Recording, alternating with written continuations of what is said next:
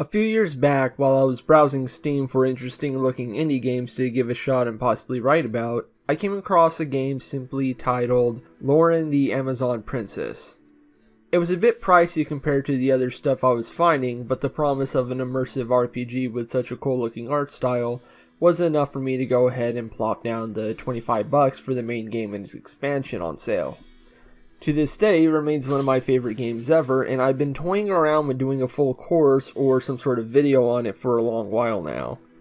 During this time, I've also gained more interest in the game's developer, a studio called Winter Wolves run by the Italian indie developer Celso Riva. He's been in game development for over a decade, not unlike Dave Gilbert, but he's a much more elusive figure to learn about than Gilbert was. The earliest game of his I know is a room-based card battle game with the crude 3D character models called Magic Stones, and I'm pretty sure it can't be purchased anymore. His output is almost absurdly large, with multiple games releasing in a year at some points, but he works with many different talents and has cast a pretty wide net to find an audience. His earlier games are all various stabs at Sims and other basic wide audience stuff, but things started to shift in 2008 with the release of the first game in the Haleen series, a romance adventure themed visual novel made in Ren'Py. VNs quickly became the studio's only real output, usually with romance spins for otome audiences, quickly expanding into games with lots of queer content. Of course, this includes Lauren. Winter Wolves has been around for so long that one of the earliest commercial games Christine Love ever worked on can be found in their catalog, though she once told me she'd rather you not play it back when I wrote about her work for Hardcore Gaming 101. Winter Wolves never found the mainstream success that Watch It I did, but the type of game they ended up specializing in wasn't really made for that sort of appeal to begin with. Their success has come almost entirely from figuring out a good niche audience and making the sort of games that audience wants quickly and with real passion and effort. This does mean most everything they make has a blatant asset reuse, like the same heart meter in every game over and over, and a lot of rough spots in both the design of the game and presentation, but the fact it barely bugs me is a testament to how well they know how to prioritize the right elements of a title.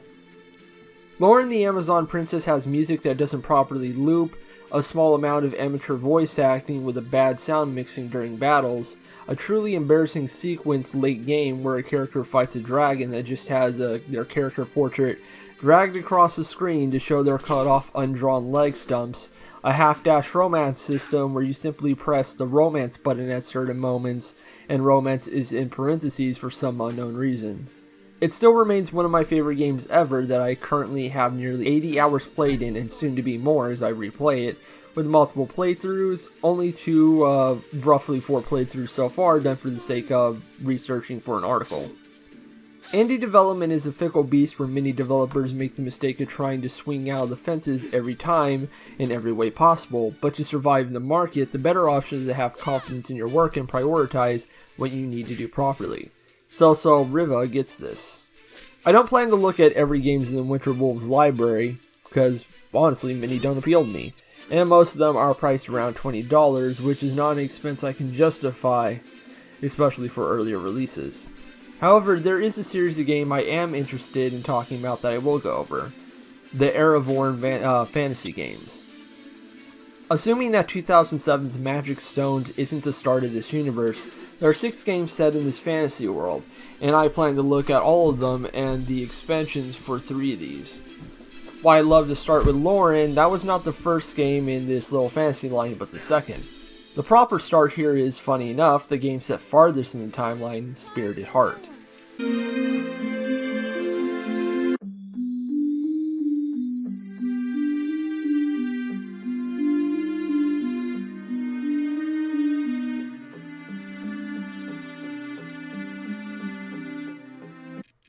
This game is a 2009 release that was improved upon and changed over the course of several years, the version I have now being a final 2014 version with new art and the Girls Love expansion added in. Figuring out the details on the staff for the game was difficult. Many of the names in the credits are just too plain to really find them now through Google, and it took a lot of double checking to verify 2 of the 6 artists who worked on the game. The fact that there's an entirely different build out there with a different art style entirely will never not bug me, as the original artist for the game was apparently not available for the expansion and assets had to be replaced. Or at least this is what the fan wiki for the Aravorn game say, a wiki that remains incomplete to this day. I find it more likely the original art remained and new art was added in the expansion for the new scenes from a different artist, because the base game character art and expansion character art is completely different in style, coloring, and shading.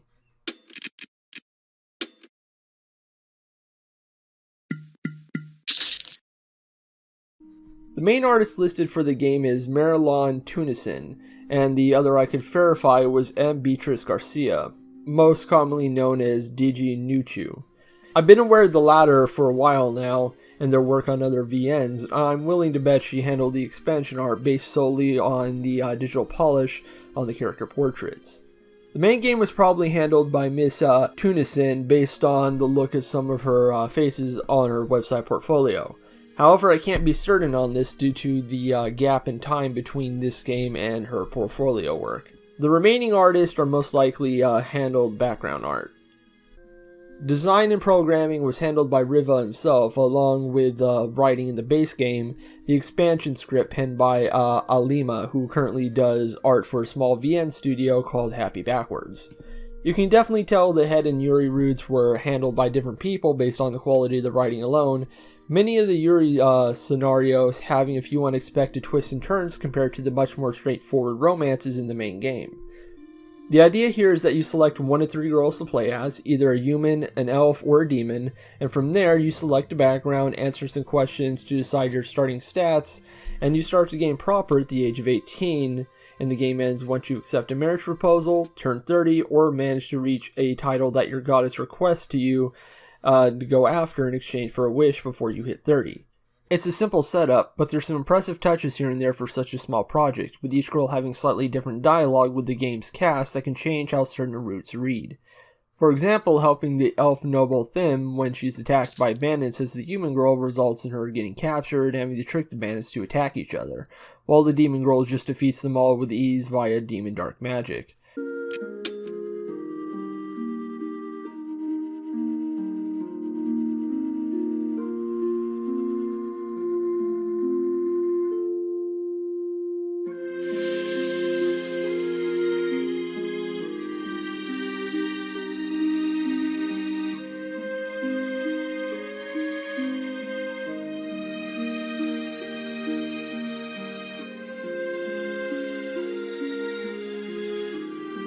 The human girl is a plucky fumbler, the elf is kind, and the demon is playful and assertive. It makes replaying the game a tad less monotonous and gives each route a new texture when played with a different character. This is basically a raising sim game, a type of game made popular by Gainax's Princess Maker series. While the series has been in Japan only up until very recently, a leaked copy of Princess Maker 2 with full English localization has been making the rounds online for a very long time now, and it helped inspire various developers in the West to try their hand at the formula. That particular version of the game is worth its own entirely different video for the roller coaster of the story behind its existence, and part of me also wants to rant about the awful translation text work in the recent Steam ports, but that would be getting off topic. The important thing here is to recognize Spirited Heart's main influence and compare how well it handles mimicking some of those ideas and what it tries to change. The game stripping down the Princess Maker formula isn't that surprising, since putting in that many complex variables and details in would be a ridiculous toll for such a small studio. You have the basic structure of either working for money and minor stat building, studying to improve a stat more significantly, taking a vacation for the sake of the main subject's health, this time your character and not someone your character parents, and odd random events that can completely screw you over in unexpected ways you have to contend with. All these elements are made a bit less punishing, like work not inherently lowering certain stats, which is more common in the Princess Maker series, making playing around in the game much easier to handle, which in turn lets the romance paths become easier to include in the non-dating sim framework. What this results in, though, is a very simplistic dating sim with a completely different game framing it. The only one of the het routes I felt worked was the one with the demon mercenary Megorum, who I romanced as a demon girl, definitely the way to go for his particular story.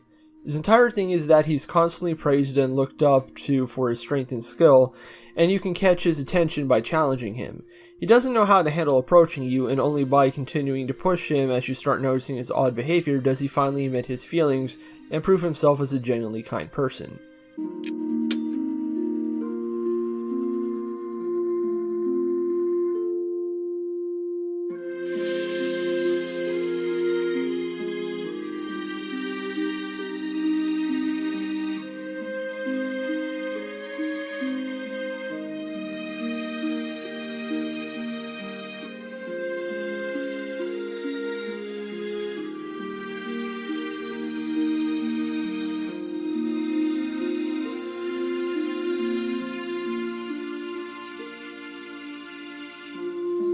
Nobody else is particularly interesting though, and the elven teacher Freebo left a bad taste in my mouth because it's a relationship path based around a teacher and student relationship.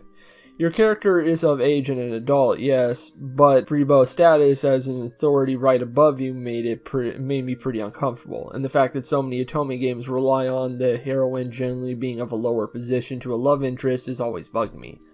The Yuri roots are a different story though. They still delve deep into familiar tropes, but these roots are a bit more fleshed out. My favorite was definitely Hades, a demon prodigy who is both incredibly intelligent and devoid of any and all social skills. Her character progression is well handled and has a very strong ending to her story, and it hit me more than I was expecting.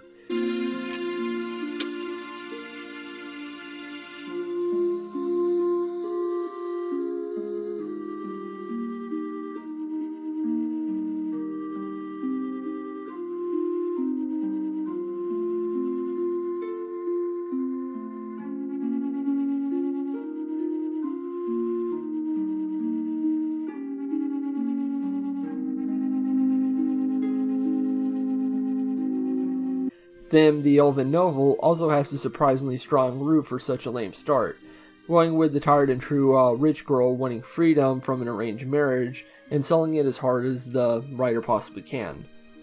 The other roots are a bit more generic, but still have interesting angles and relationship dynamics, like the rivalry and apprenticeship with the demon dancer Reed or the human artist Yana's lax attitude and inability to finish her own work. It takes about an hour to finish a run, assuming you're playing the dice minigame to decide how a week of work goes, and by that I mean the illusion of deciding how a week of work goes. Racing sims usually make it random how well you do at a job or in studies, with experience improving the odds of success, but here it's instead done by general randomness, or through a dice minigame where you select one or two of three hidden dice to try and reach a given number without going over. It adds little to the game besides the feeling that you have more control than you really do. That illusion never shattered for me though, even when I was aware of it. Like the button I press whenever I want to cross an intersection is an ultimately useless exercise I do every single time. What makes the game difficult for me to recommend is at the $20 price tag that most Winter Wolf games are at is that the core of it isn't terribly interesting. The dating sim parts of the equation don't really mesh well with the raising sim parts as well as they could have.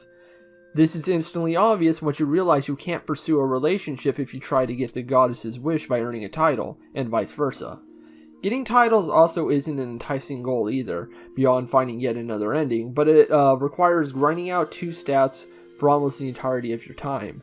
It's simply not a fun goal to work towards, no challenge to overcome, but just grinding over and over with no side stuff to do. I enjoyed my time with Spirited Heart, but I didn't bother pursuing these completionist goals or finishing a few of the romance routes. I needed a bit more complexity than this. Simplicity can be a positive for visual novels with added gameplay elements, but a racing sim needs a bit more meat on the bones than what was offered here. At the same time, I understand why it came out the way it did. It was the product of a small team of amateur developers, artists, and writers trying to make the best game they could with a limited budget, overcoming unexpected hang-ups the best they could. The passion behind the game is there in plenty of spots, but the foundation is simply too weak for the storylines built with it. Thankfully, I don't think this criticism will be repeated as I continue on with the series if the quality of Lauren, the Amazon Princess, is anything to go by. Spirited Heart was a learning experience for all these talented people involved, both a success and failure in many ways, and the lessons learned ended up being applied well from here.